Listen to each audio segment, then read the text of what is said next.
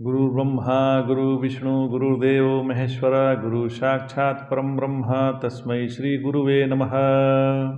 ओम नमो ब्रह्म दिव्यो ब्रह्म विद्या संप्रदायभ्यो वंश ऋषिभ्यो महद्भ्यो नमो गुरुभ्यः सर्वबल्लवरहितः प्रज्ञानघनः प्रगर्धो ब्रह्मेवामस्मि।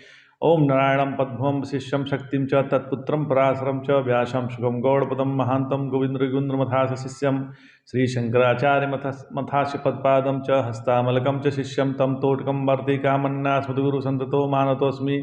श्रुतिस्मृतिपुराणानाम् आलयं करुणालयं नमामि भगवत्पादं शङ्करं लोकशङ्करं शङ्करं शङ्कराचार्यं केशवं बादरायणं सूत्रभाष्यकृतो वन्दे भगवन्तो पुनः पुनः। ईश्वरो गुरुरात्मेति मूर्तिभेदविभागिने व्योमवप्ताय देहाय दक्षिणामूर्तये नमः। ओम श्री गुरुभ्यो नमः। ओम श्री परमात्मने नमः। हम लोग गीता के 6वें अध्याय का अध्ययन कर रहे हैं। देखिए श्लोक 29, 30 और 31 में भगवान ने तत्वमसि महावाक्य का उपदेश किया है। भगवान कहते हैं कि सर्वभूतस्थमात्मनम सर्वभूतानि चात्मनि, जो सब में अपने को देखता है, सब में अपने को देखता है और सबको अपने में देखता है, उसी ने योगाभ्यास किया है। जो अपने आप को सब में देखता है, सबको अपने आप में देखता है, यह प्रथम पायदान है, प्रथम सीढ़ी है। ऐसे जो महात्मा होते हैं वह किसी से प्यार करते नहीं, उनका सबके साथ प्यार होता है। जैसे हमारा बायां हाथ से अलग है, हमारा जो बायां हाथ है वो दाहिने हाथ से अलग है, लेकिन ये अलग होते हुए भी क्या हमारे मन में इनके लिए अलगाव आता है? तो नहीं आता है। जैसे हमारे जिह्वा को हमारा ही दांत कभी कभी काट देता है, तो क्या हम उस दांत को तोड़ देते हैं? नहीं ना, क्योंकि वहाँ पर यह हमारा नहीं है ऐसा भाव नहीं होता है। इसका मतलब है दांत और जिह्वा में प्यार होता है, वो प्यार करते नहीं, प्यार है। जहाँ भेद है वहाँ विक्षेप है, और जहाँ कोई भेद नहीं, सर्वत्र एक ही सत्ता है, फिर कोई विक्षेप नहीं है। यदि आत्मा सच्चिदानंद घन स्वरूप है तो ठोस में ये भूत कैसे रह सकते हैं? तो जैसे आकाश सब में है और सब आकाश में है, अतः सब आकाश रूप ही है, सब आकाश रूप ही है, क्योंकि सबका कारण आकाश ही है। इसी प्रकार सर्वभूत नहीं, केवल आत्मा ही आत्मा है। जैसे कलश दीपक आदि नहीं, केवल मिट्टी ही मिट्टी है। सर्वम तो जिज्ञासु को समझाने के लिए है, सर्वम जो है वो जिज्ञासु को समझाने के लिए है। समदर्शी होने के कारण ऐसा अनुभव तो योग युक्तात्मा को हो ही जाता है। अथवा ये कहें कि जिसे ऐसा अनुभव होता है वही योग युक्तात्मा है। जो सबका दृष्टा है वह एक है, उसी में यह संपूर्ण दृश्य अध्यस्त है। जैसे स्वप्न दृष्टा में संपूर्ण स्वप्न, इस प्रकार उस एक में यह सब है और इस सब में वह एक है, अर्थात सब उसी का स्वरूप है, सब वही है। यह विचारवान का अनुभव है, भावना नहीं। तथा ऐसी भावना कि सब कुछ मेरे इष्ट का है, सब में मेरा इष्ट ही ओतप्रोत है, भक्त की भावना है।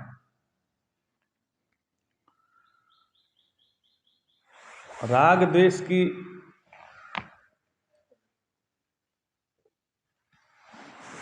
जो राग द्वेष की प्रवृत्ति का भी एकमात्र यही साधना है कि सबको एक में और एक में सबको देखा जाए। परंतु ध्यान रहे, बोध इससे कोई संबंध नहीं है, बोध का इससे कोई संबंध नहीं है। जब अभ्यास को बोध मिला लेते हैं तभी गड़बड़ हो जाता है। यह बात गौर करने की है कि विचार का विषय और है तथा ध्यान का विषय और है। पत्थर, सोना और जवाहरात विचार दृष्टि से तो यह सब मिट्टी है, परंतु व्यवहार दृष्टि में सोने से पत्थर का और मिट्टी से सोने का काम नहीं लिया जा सकता। मिट्टी से मिट्टी तथा सोने से सोने का काम लिया जा सकता है। अतः भगवान का जो निर्विशेष रूप है वह तो विचार का विषय है। ध्यान के विषय तो इष्ट देव ही हैं। विचार के द्वारा तत्व ज्ञान होता है। हमारे इष्ट देव निर्गुण, निराकार, सर्वव्यापक और सर्वशक्तिमान है। यह उपासक के बुद्धि में ही रहती है। ध्यान तो इष्ट देव के विग्रह का ही करना होता है। यदि भगवत विग्रह को छोड़कर इन गुणों का ही चिंतन करेगा तो उपासना सिद्ध नहीं होगी। मेरा इष्ट देव ही सर्वरूप है, ऐसा अनुभव तो उपासना पूर्ण होने पर ही होगा। इसी प्रकार विचारवान का अनुभव है कि आत्मा से भिन्न अनात्मा का अत्यंता भाव है। सब आत्मा स्वरूप ही है, सब आत्म स्वरूप ही है। यह बात उसकी बुद्धि में रहती है। यदि वह ऐसा अभ्यास करेगा तो जीवन मुक्ति के आनंद से वंचित रहेगा। आजकल साधु प्राय यही भूल करते हैं। यद्यपि परमार्थतः यह ठीक है तो भी जीवन मुक्ति के विलक्षण आनंद के लिए अनात्मा को सामने रखकर आत्माकार वृत्ति मतलब असंग वृत्ति करना चाहिए। कारण दृष्टि रखने वाले अर्थात जो विषय दृष्टि या कार्य दृष्टि से असंग रहता है, क्योंकि जो अनात्मा से असंग रहता है उसी को भगवत तत्व का ज्ञान होता है। कहा भी गया है, भगवत तत्व विज्ञानम मुक्त संगस्य जायते। यह त्वपदम का शोधन है। अब अगले श्लोक में तत्पदम का शोधन बतलाते हैं भगवान। यो माम पश्यति सर्वत्र सर्वच मयि पश्यति तस्याहं न प्रणश्यामि स च मे न प्रणश्यति। अर्थात जो योगारूढ़ पुरुष मतलब जो सर्वाधिष्ठान भूत मुझ परम ब्रह्म को सर्वत्र देखता है और सबको मुझ में अध्यस्त देखता है, उसको मैं नहीं छोड़ता और वह मुझे नहीं छोड़ता। योमाम पश्यति सर्वत्र सर्व च मयि पश्यति। आत्मा में सब और सब में आत्मा, यह हुआ आत्मा का लक्षण। तथा सब में भगवान और भगवान में सब, यह हुआ तत्पदार्थ का लक्षण। इससे क्या होगा? इससे यह होगा कि तस्याहम न प्रणश्यति स च मे न प्रणश्यति। मतलब उसके लिए मेरा अदर्शन कभी नहीं होगा। प्रणाश माने लोप, अदर्शन। इसलिए जो लोप है वह कभी कभी कार्यकारी हो जाता है। तस्याहम न प्रणश्यामि, इसका अर्थ है कि मैं कभी आंखों से ओझल नहीं होता, सर्वत्र अपरोक्ष दर्शन होता है मेरा। और सच में न प्रणश्यति माने उसका भी मेरे लिए प्रणाश नहीं होगा, मतलब मैं उसके लिए भी ओझल नहीं होता। पूर्व श्लोक में सर्वाधिष्ठान रूप से आत्मा का उल्लेख था, इसके पहले वाले श्लोक में, और यहाँ परमात्मा को सर्वाधिष्ठान कहा है। इस प्रकार तत्व और तत्पदम के अभ्यास की एकता सूचित होती है। जिसकी ऐसी दृष्टि होती है उससे परमात्मा कभी परोक्ष नहीं होता, सर्वथा अपरोक्ष ही रहता है। जिसे एक बार ऐसा अपरोक्ष अनुभव हुआ उसे कभी विस्मृति नहीं होती, उसकी कभी भेद दृष्टि नहीं होती।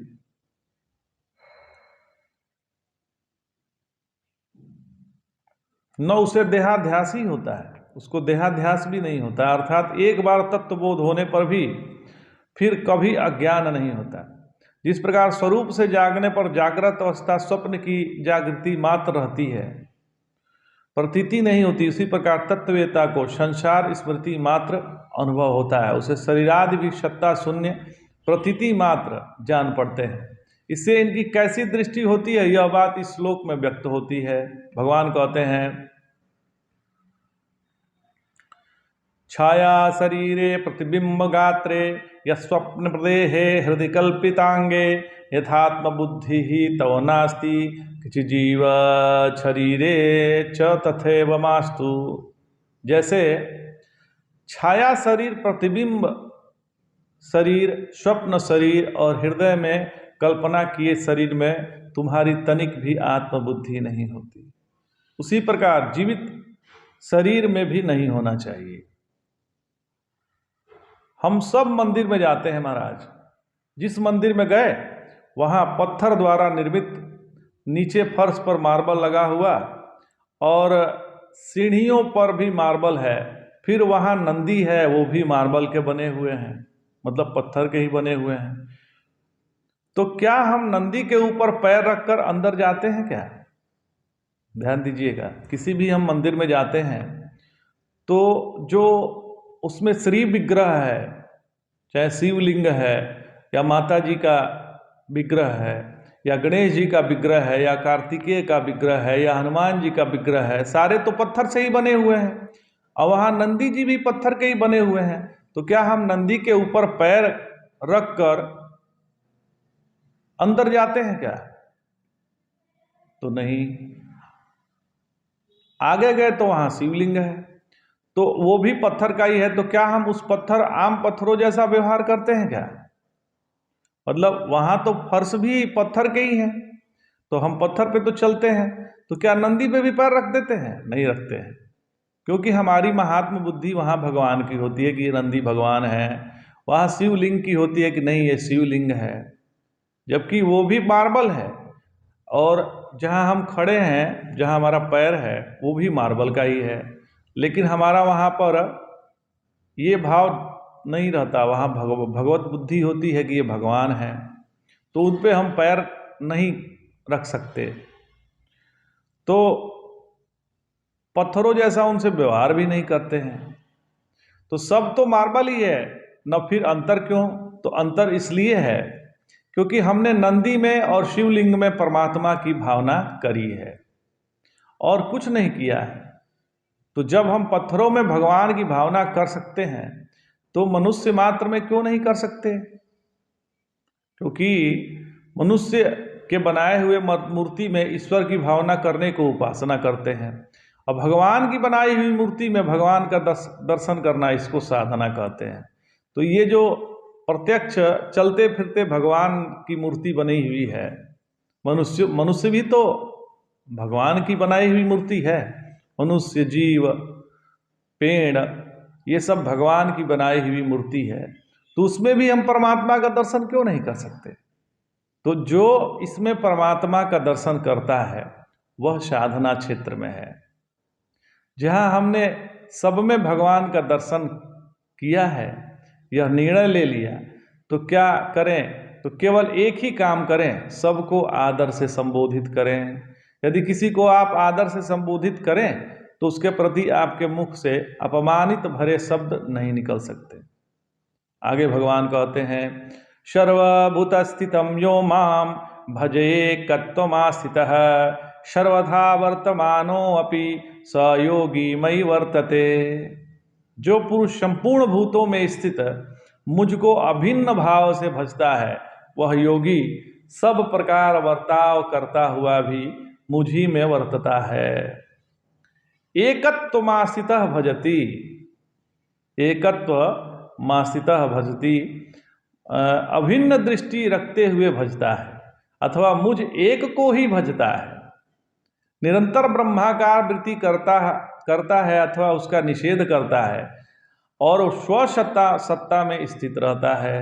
जिस प्रकार पार्वती जी महादेव जी की प्राप्ति के लिए सप्तऋषियों के कहने पर भी अपने निश्चय से विचलित नहीं हुई, उसी प्रकार जिसको अपने इष्ट में निष्ठा है उसी में लगे रहना चाहिए। सर्वथा वर्तमानो अपि का तात्पर्य है कि जिस आश्रम में बोध हो जाए उसी में रहते हुए, अथवा कभी घर और कभी वन में रहते हुए भी, जैसा कि कहा है, संदिग्धः सर्वभूतानां वर्णाश्रम विवर्जितः अंधव जड़ वच्चापि मुक्क वच्च नहीं मही चरेत, अर्थात सबको संदेह में डालकर वर्णाश्रम का आग्रह त्याग कर अंधे जड़ और मूक के समान पृथ्वी पर विचरे अथवा निश्चलम कश्चित संव्यवहार शंकसिद्धायान परायण, अर्थात दृश्य से मेरा कोई संबंध नहीं है, ऐसा अटल निश्चय करके कोई सम्यक व्यवहार में प्रवृत्त होते हैं और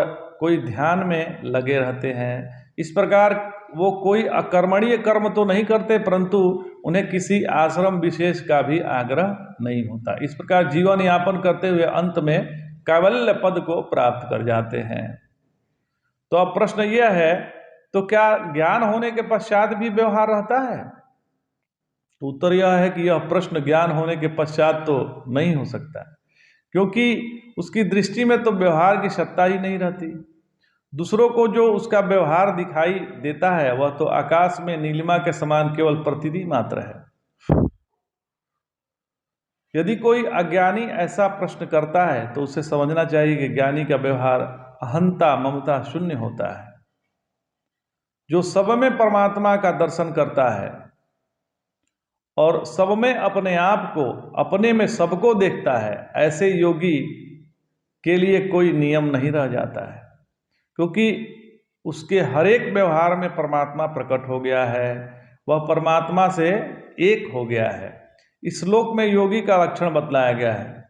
अब अगले श्लोक में परम योगी का लक्षण भगवान बतलाते हैं। आत्मोपम्येन सर्वत्र समं पश्यति योऽर्जुनः, सुखम वा यदि वा दुखम स योगी परमो मतः। हे अर्जुन, जो आत्मोपम्येन सर्वत्र समं पश्यति योऽर्जुनः, जो सब भूतों में सुख अथवा दुख को अपना ही उपमा से समान देखता है, सुखम वा यदि वा दुखम स योगी परमो मतः, मतलब जो सब भूतों में सुख अथवा दुख को अपना ही उपमा से समान देखता है वह परम योगी माना गया है। सुख दुख को अपने से भिन्न देखने वाला ही उन्हें सम देख सकता है।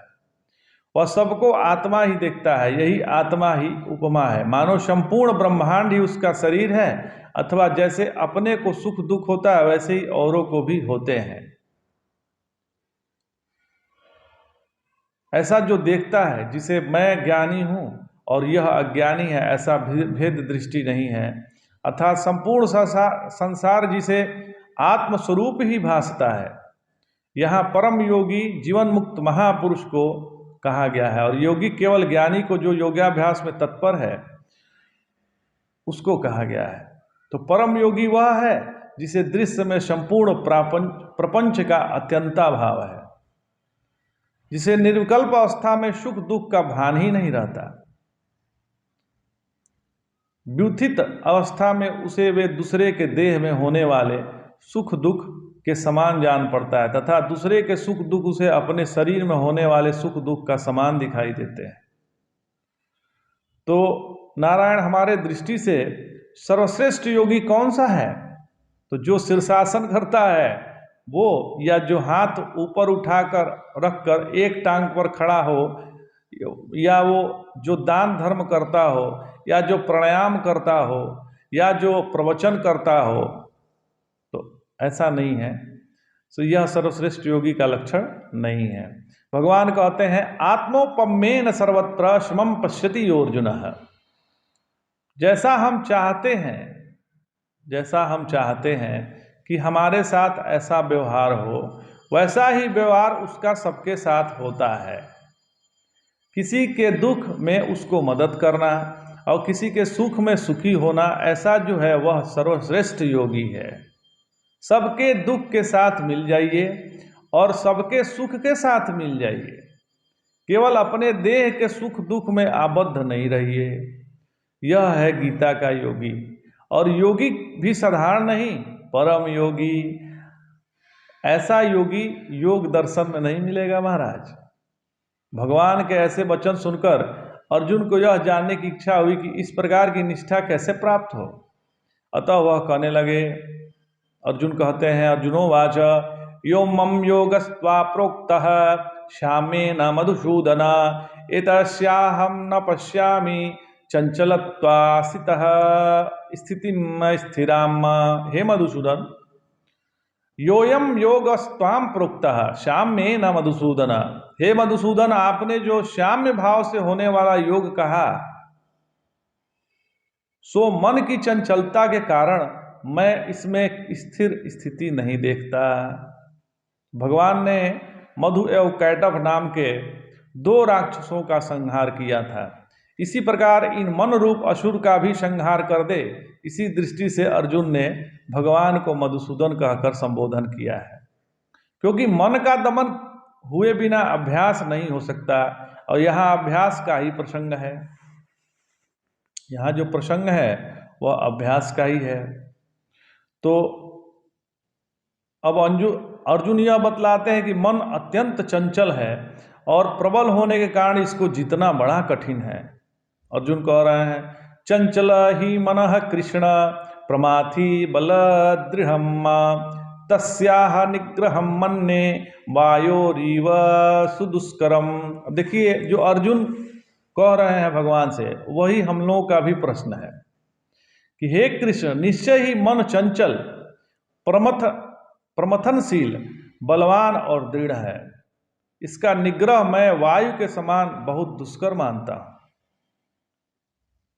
तो यहाँ कृष्ण का अर्थ है आकर्षक, खींचने वाला।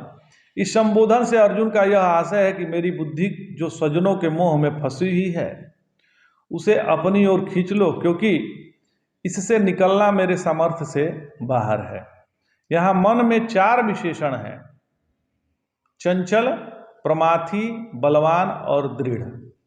तो यह नेत्रों के पलकों के समान चंचल है। यह विषय वासना और राग द्वेष के कारण वीर पुरुषों को भी विचलित कर देता है, इसलिए प्रमाथी है। और प्रमाथी को मंत्रादि के द्वारा वश में किया जा सकता है, परंतु यह बलवान भी है। संभव है कोई इससे भी बलवान हो, परंतु यह दृढ़ भी है, क्योंकि अत्यंत सूक्ष्म होने के कारण शस्त्रादि से इसका छेदन नहीं किया जा सकता। अतः इसको वश में करना बड़ा कठिन है। जीवन में यदि सबसे मूल्यवान कोई वस्तु है तो वह है अपने मन की शांति। मन चंगा तो कठौती में गंगा। प्रमाथी का तात्पर्य ही है कि मन में विक्षेप आने के कारण यह मन हमें गलत कार्यों में लगाने के लिए हमारी इंद्रियों को मथन कर देता है। हम पहली बार कोई वस्तु घर में लाते हैं तो हम कितने चाव से देखते हैं, बड़ी आनंद से देखते हैं। 1-2 साल निकलने के बाद वह वस्तु वहीं टंगी रहती है और उसके तरफ हमारी ध्यान भी नहीं जाता, क्योंकि उससे मेरा मन हट गया है। मनुष्य का मन किसी भी वस्तु या व्यक्ति पर अनंत काल तक नहीं रहता, यह स्वभाव है उसका। तो साधना क्या है? इस मन के स्वभाव को पहचानने और फिर उसको धर्म के नियम में लगाइए। मैं यदि बीड़ी सिगरेट नहीं पीता तो मेरा लिए समाज सेवा हो गया कि किसी को हम बीड़ी सिगरेट पीने नहीं देंगे। और अरे आप नहीं पीते तो कोई जरूरी नहीं कि कोई और ना पिए, पर हमें तो समाज को सुधारना है। इस चक्कर में नहीं पड़ना चाहिए। दुनिया को सुधारने के लिए हम अपना सत्यानाश जरूर कर लेंगे। यदि हम दुनिया को सुधारने चलेंगे तो अपना सत्यानाश तो निश्चित है महाराज। दुनिया तो सुधरने से रही, तो स्वयं सुधार ही आवश्यक है। स्वयं ही अपने को सुधारा जा सकता है, दुनिया को नहीं सुधारा जा सकता। जिसने भी दुनिया को सुधारना चाहा वो स्वयं बिगड़ गया। जितने राजनीतिक लोग हैं वो आते हैं चुनाव में जीतने के लिए नाना प्रकार से वादा करते हैं। उनके मन में उस समय श्रद्धा भी रहती है कि हम देश का विकास करेंगे, हम क्षेत्र का विकास करेंगे, लेकिन जैसे ही वो उस पद पे आरूढ़ होते हैं उनकी बुद्धि जो है बदल जाती है, भोगों में लग जाती है। फिर वो अपने मनमानी करना शुरू कर देते हैं और अपने को बिगाड़ लेते हैं। कुल मिला के वो अपने को ही बिगाड़ लेते हैं। तो आज इतना ही। जय जय शंकर, हर हर शंकर।